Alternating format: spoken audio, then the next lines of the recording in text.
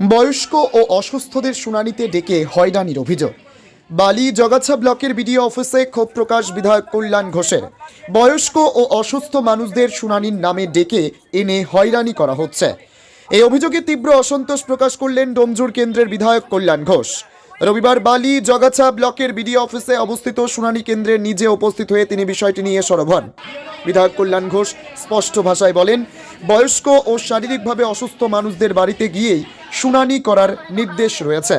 তা সত্ত্বেও কেন তাদের ব্লক অফিসে ডেকে আনা হচ্ছে সেই প্রশ্ন তোলেন তিনি।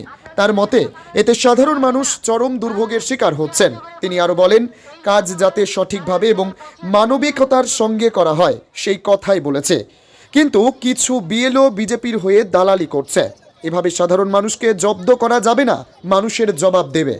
বিধায়কের অভিযোগ, প্রশাসনিক প্রক্রিয়ার আড়ালে রাজনৈতিক উদ্দেশ্যে সাধারণ মানুষকে হেনস্থা করা হচ্ছে। এই ধরনের আচরণ বরদাস্ত করা হবে না বলেও হুঁশিয়ারি দেন তিনি। এদিন বিধায়কের উপস্থিতিতে শুনানি কেন্দ্রে কিছুক্ষণের জন্য চাঞ্চল্য ছড়ায়। স্থানীয় বাসিন্দারাও বয়স্কদের হয়রানির অভিযোগে ক্ষোভ প্রকাশ করেন।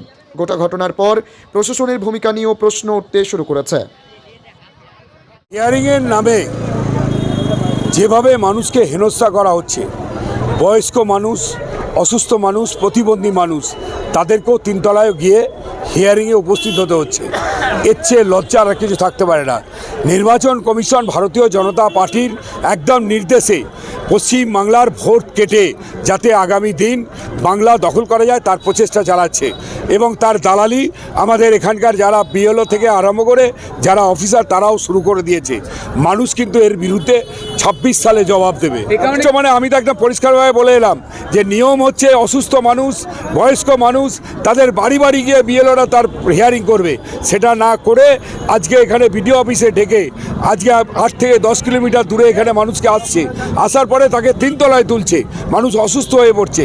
এই হেনস্থা, এইভাবে মানুষকে জব্দ করার যে প্ল্যান, এই প্ল্যান কিন্তু আগামী দিন